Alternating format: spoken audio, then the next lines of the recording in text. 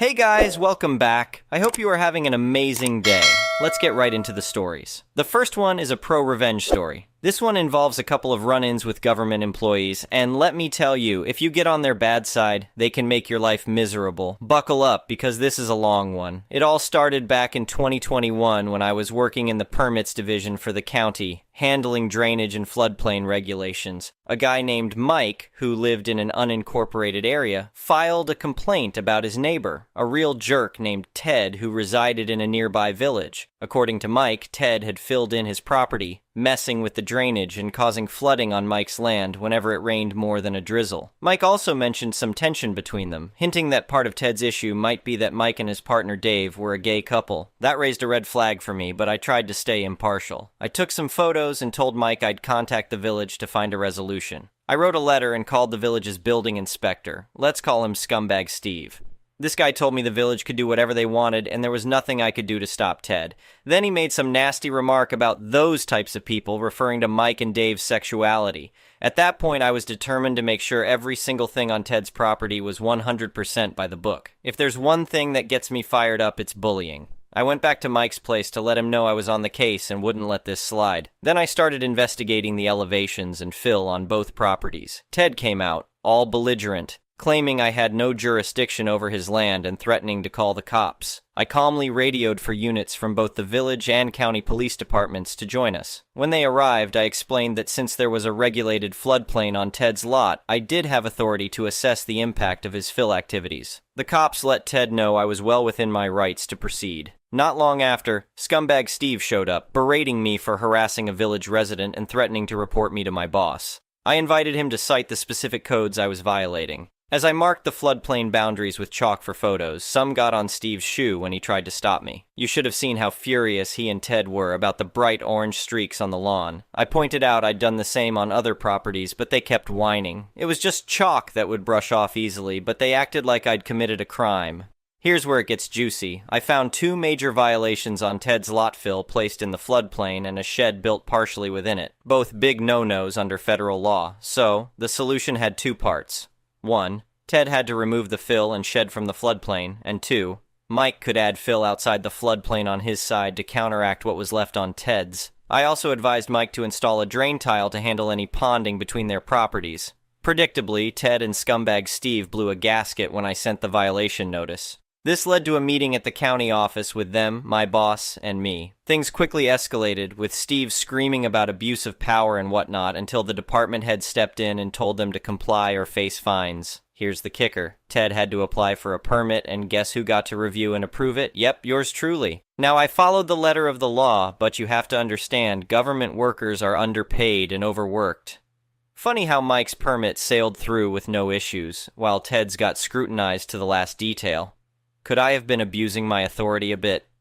Maybe, but my turnaround times were well within acceptable limits. It's not my fault they filed incorrectly 3 times before finally getting it right. If they'd come to the office for assistance like everyone else, I would have helped ensure a smooth first submission. But since they wanted to be difficult, I didn't cut them any slack. Long story short, the situation got resolved, but it took way more effort than necessary. The moral? Don't be an entitled, bigoted asshat, or you might find yourself on the wrong side of an ornery government official. The next one is an entitled people story. Having a pool in my backyard has always been a dream of mine. I worked hard to be able to afford a house with enough space to install one. The day it was finally finished was one of the happiest of my life. I invited some close friends over for a pool party to celebrate. We were having a great time until one of my friends noticed movement out of the corner of their eye. We turned to see my neighbor Tom letting himself into my backyard through the side gate. Without even acknowledging us, he walked right over to the pool and jumped in. My friends and I were stunned. We watched in disbelief as Tom started doing laps in my brand new pool like he owned the place. After getting over the initial shock, I got out of the pool and walked over to the edge. "Tom," I called out, "what are you doing?" He paused his swimming and treaded water as he looked at me. "Oh, hey, I saw you had the pool finished, so I figured I'd come try it out." I couldn't believe what I was hearing. "This is my private property. You can't just invite yourself over to use my pool whenever you feel like it." Tom laughed as if I had told a joke. "Don't be silly, we're neighbors, so that means I can use your pool too." My blood was starting to boil at his audacity. "No, you can't. I did not give you permission to be here. I'm going to have to ask you to leave." "Wow, no need to be so uptight," Tom replied dismissively. I'm just going for a quick swim. It's no big deal. I was done with this conversation. I walked back over to my friends who were still in disbelief at what they were witnessing. I told them I was calling the police to report a trespasser since Tom refused to leave my property. 15 minutes later, 2 police officers showed up. I brought them to the backyard and explained the situation. They asked Tom to get out of the pool so they could talk to him. "What seems to be the problem here?" one officer asked Tom. "There's no problem, officer. I was just using my neighbor's pool with his permission." Tom lied through his teeth. I spoke up immediately. "That is absolutely not true. I never gave him permission to be here. I want him removed from my property for trespassing." The other officer turned to me. "Can you confirm this is your property?" I nodded and provided my ID and paperwork showing I owned the home. The officers accepted that as proof and turned their attention back to Tom. "Sir, the homeowner has made it clear you do not have permission to be here. You need to collect your belongings and leave the premises immediately." Tom scoffed and tried to argue, but the officers stood firm. Eventually, he threw his hands up dramatically, gathered his things, and left, making sure to give me a dirty look on his way out. I thanked the officers for their help. Once Tom was gone, I was able to resume my pool party with my friends. But the whole experience left a bad taste in my mouth. This was not the first time Tom had invited himself onto my property without permission. In the past, he's come into my backyard to use my grill or lounge on my patio furniture. Each time I've asked him to leave, but he always acted offended, as if I was being unreasonable. It was clear Tom had no respect for personal property or boundaries. I worried that even though the police removed him today, he would continue trespassing to use my pool whenever he felt like it. I decided to take further action to make sure that didn't happen. The next day, I had a trespass notice drawn up that prohibited Tom from entering my property without permission. I went over to his house and had him served with the notice. Tom looked surprised when he opened the door and saw the sheriff's deputy there to deliver the legal notice. "You're really doing this just because I used your pool once?" Tom asked incredulously after reading the notice. "This isn't just about the pool," I replied. "You've trespassed repeatedly in the past as well. The notice makes it clear you are not allowed onto my property for any reason without my explicit permission." Tom crumpled up the notice and tossed it aside. "Whatever, man, this is ridiculous." He tried to close the door, but I stopped him. "Make sure you read that carefully. If you violate the notice, you can be arrested for trespassing." I left feeling confident I had done what needed to be done. Surely a legal notice would make Tom think twice before trespassing again. Of course, I underestimated his sense of entitlement. Just a few days later, I was relaxing in my backyard when I heard noises coming from the pool area. I was stunned to see Tom swimming in my pool yet again. It was like déjà vu. "What on earth are you doing?" I exclaimed. "Did you not get served with a trespass notice barring you from my property?" "Yeah, I got that stupid notice," Tom replied nonchalantly. "I crumpled it up and threw it out. You're being completely ridiculous with this whole thing." I was seeing red. Not only was he trespassing again, but he clearly had zero regard for the law. I immediately called the police and also notified the sheriff's office that the notice had been violated. Within 20 minutes, deputies from the sheriff's office arrived. They walked straight over to Tom, who was still casually swimming laps. "Get out of the pool, sir. You are under arrest for trespassing," the deputy informed him. "Are you kidding me?" Tom shouted angrily as he climbed out of the water. "I'm just trying to cool off. Now you want to arrest me?" "You were properly informed you are not legally permitted on this property," the deputy replied while handcuffing Tom. "You chose to violate that notice, which means you are committing a crime." Tom continued to argue and resist, but the deputies stood firm. They Mirandized him and led him away in handcuffs, with him yelling obscenities at me the whole time. I found out later that because Tom was served with a legal trespass notice, the consequences for violating it were significantly more severe. He spent 2 days in jail and was slapped with a hefty fine. But most importantly, he finally got the message that he cannot use my property without permission. Ever since his arrest, I have not had a single issue with Tom trespassing. He won't even make eye contact with me anymore when I see him around the neighborhood. The whole experience was extremely frustrating, but I'm satisfied knowing that firm legal action resulted in Tom learning his lesson. I can finally relax and enjoy my pool without worrying about uninvited guests. It just goes to show you have to stand up for your rights as a homeowner if someone repeatedly crosses the line. After all, your property is your domain and no one else is entitled to it without your say-so. The next one is a petty revenge story. I was driving through my neighborhood. It was developed in the 1940s and has narrow streets and a lot of on-street parking, and I encounter a delivery truck with its lift gate extended, parked crooked across the road, blocking the flow of traffic. The way the truck was positioned, if the driver had pulled forward another 3 feet, they could have allowed for the passage of traffic. As I pull up, I see the two delivery men using a dolly to move a refrigerator into the house. I signal to them and ask if they can pull forward a couple feet to allow me and others to pass. The driver signals back to me with the one-finger salute and continues to move the fridge into the house.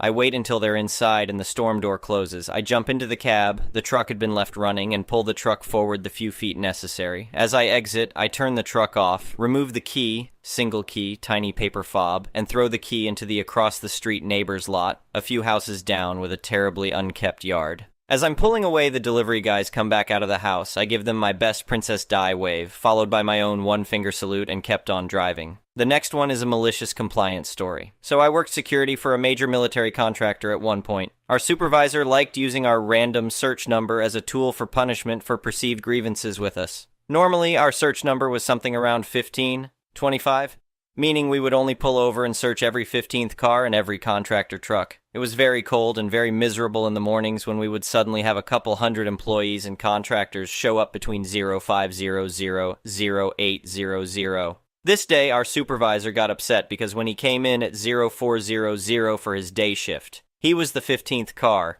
deciding that he must now ruin everyone else's day, even though we did our best to search his vehicle promptly, but completely, so he couldn't say we weren't doing the searches completely. So he set the day shift search number to 3, so we complied. There was only enough room for 3 cars, trucks to be pulled over at once, and once that was done, we would usually stop searches until the others were completed, keeping traffic moving. Not today. This time, we filled the search area and then stopped traffic until all 3 vehicles were cleared, then allow 2 cars through, pull over the third, allow 2, pull third, allow 2, pull third, stop all traffic, and start searches.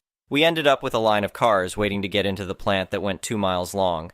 It got so long the local police got involved up the road as people were blocking traffic in some intersections. Then came the phone call from a 3-star general that stuck in that said traffic a mile up the road. Suddenly, we were called to cease all searches for the morning. I later heard that it had been too little too late to cancel the ridiculous searches, and our major military contractor lost a $1 billion contract out of the deal. And that supervisor was initially going to be fired, but negotiated his way to just being busted down to a regular guard. We were union, so he started lowest on the seniority chart and got stuck working all the mandatory overtime and all the worst posts, including the one he had made miserable that morning. The next one is an entitled people story. To make note, I was a third-party witness to this. Firstly, allow me to go through the preamble to describing the location, etc. It will make sense in the end, and it will give you a clear picture how the entitlement in the end was a problem. I live in what is known as a block of flats here in the UK, also known as apartments outside the UK. We have 3 blocks of flats at the end of a row of houses. For our use, we have a communal car park with a row of garages splitting it in half. You could practically describe the layout of the car park as the capital letter F. At the bottom of the F is the entrance exit. In the gap between the 2 horizontal parts of the letter is the row of garages. So basically the letter F is the space for parking. The gap between the garages and the pavement, sidewalk, was enough for a single car to be parked while cars take turns passing through to reach the top part of the F. As part of the car park, there is a public path leading to the local, public council-owned golf course. You do need to pay to use the golf course, though. So with this public access, during the spring and summer, we do get golfers that park up in our car park and walk onto the golf course to avoid paying to use the golf course. This access also has the nice effect of luring daily dog walkers to come by, whether they live locally or the other side of town, so they come in their car and take up space. My home overlooks the car park. In fact, I could stand out on my balcony and talk to people walking by with their dogs. Well, one day I was in my living room when I started hearing a car horn. I didn't react to it because it's something that happens now and then. People honking their horns instead of using their phone or going to the block of flats to get a person's attention. A few minutes later, the honking starts up again and again. Sometimes it was as if the driver kept their hand on the horn. After about 10 minutes of the constant honking, I decided to be nosy and looked outside. Instantly, I could see what had happened. Someone had parked their Mercedes in the gap at the end of the garages where someone else had parked up against the pavement. So the Mercedes was blocking traffic from exiting the top half of the car park. The honking was a mother, with kids in the car trying to leave. As she was blocked in, she was trying to get people's attention to move their car. I just stepped out on my balcony to watch. Almost 7 minutes later, a man with 2 dogs returned from the golf course. He bundled the dogs into the back of the Mercedes, and as he went for the driver's door, he flipped the middle finger at the mother before reversing, turning around and driving off. The irony is there was enough parking spaces available to park 5 cars. I shook my head and re-entered my home to continue with what I was doing before this. The next one is an entitled parents story. I have posted here before, so maybe this is an update of sorts. My 68-year-old mother is losing her mind. Has been for a while now. We knew she had been conversing with several people online for over a year, most of which claimed to be famous men, and all of which needed money for various things. We had been telling her since December that she was being scammed, tried involving DHR and the agency who helps protect seniors, all falling on deaf ears. Courts won't do anything without a medical diagnosis, neurologist appointments take months, so we're just stuck trying to keep her from self-destructing until then. End of February, she finally admits she needs help. Actually, she called my brother and said she was broke and he needed to fix it, but we'll say that was asking for help. Per the bank, her home was a few hours from going into foreclosure on the day we got the call from her, and her utilities were turned off the very next week. She has over $1,000,000 in credit card debt, most of it from sending these men pictures of every single credit card she has. She also gave them all of her bank account information and sent at least $3,000 in cash via Bitcoin ATMs or prepaid gift cards. I'm not sure I'll ever know exactly what she has spent on them, but I do know she owes $7,000 in taxes this year from all the withdrawals she made to her retirement, which she freely admits she sent to these men. She also still swears every one of them are actually all the celebrities they claim to be, and still truly believes one of them is the love of her life. My brother and I told her the only way we'd help is if she gave us power of attorney, which she did. We then caught up her house payments and reconnected the utilities. I have been going through her bills as I pay all of them and trying to help her budget, including finding her cheaper internet, TV, and cell phone plans so she'll be able to pay her own bills going forward on her fixed income. She has been beyond nasty to me every step of the way, telling me what a disappointment I am and she wishes I was never born. There have been suicide threats, to which she laughed in my face and told the police she would never do anything that dramatic. She calls me almost daily and tells me she fell, only for myself or the ambulance to rush over and have her admit she wasn't actually hurt, but was hoping a trip to the ER would get her pain meds. I took her phone, created a new Apple ID, and had it set so she couldn't text or call anyone not saved in her contacts, and she can't add people or numbers or apps without my approval. Only thing short of changing her number I could do to stop her contact with these scammers. She adamantly refused to change the number because she's had that one for 30 plus years. But she has still been getting hundreds of texts from 6-digit numbers, I'm guessing, because she responded to them in the past, so they were able to get around the block. I have told her 1,000 times not to even open them, delete them, or send them to junk. She had hip replacement surgery this past week. While in the hospital, she received a text telling her she won a free oxygen machine. Call this number to claim your prize. She texts me and tells me she needs to add this number to her phone because it's a home health medical equipment company, and she wants to talk to them about Life Alert, so I add their number. She calls and they tell her she just needs to give them her bank account information to cover the shipping, and she gives it to them. Then she calls to crow about her winnings. I call the same number, and what do you know? I'm also an instant winner if I will just give them my bank account information, hit 0 to speak with a person, and now I've won a free year of DirecTV. Hit 0 again, and now I've won a free year of pest control from Terminix if I just enter my bank account information. So a total scam that my mother has again fallen for while laying in her hospital bed recovering from surgery. Like the last 2 months didn't happen, like she has learned nothing from this whole experience. She does not even need an oxygen machine, but decided that since her parents had breathing issues at the end of their lives, and because it was free, this opportunity was too good to pass up in case she needs one later. She tells me to just call them back and cancel, because I'm sure the kind phone scammers will totally forget your bank account if I just ask nicely. Beyond a shadow of a doubt, she has been showing signs of progressive dementia and is at moderately severe cognitive decline on the staging models. So I get it, this is the new normal for her. She no longer possesses the mental capacity to understand real from fake, and she will continue to fall for stuff like this as long as she's alive. And I can't do anything to stop it. I can just crawl along behind her and try to fix it while hoping she shows up to the neuro in May so I can get the courts to intervene. She will always be a danger to herself and her own well-being, with the added bonus of being awful to me every step of the way, so I have decided I am done trying to save her from herself. I'm opening another new bank account for her tomorrow and putting what little money she still has in it. I have turned off all the automatic payments that have been coming out of my account, and will be turning off all of the parental controls I had established on her electronics. Then I'm telling her good luck, don't call me when you're on fire again, and then I'm blocking her on my phone. My brother and I believe she'll be in a mess again by the 4th of July. Her problem, not ours. I have had a heart issue for 2 years now, inappropriate sinus tachycardia that isn't responding to medications. Both of my cardiologists have told me that stress is exacerbating my condition. I've lost 25 pounds over the last 3 months, which I'm also chalking up to stress. I literally cannot explain the peace I feel in my soul tonight, knowing that I have done everything I could for this woman, and now I just get to be done tomorrow. It's complicated and sad and frustrating because oh, how I have tried to help her, and I know how this will end. But it's also so very calming to know that I'm done. I'm free. Thank you for watching. I would really appreciate it if you could like the video and subscribe to our channel if you haven't already.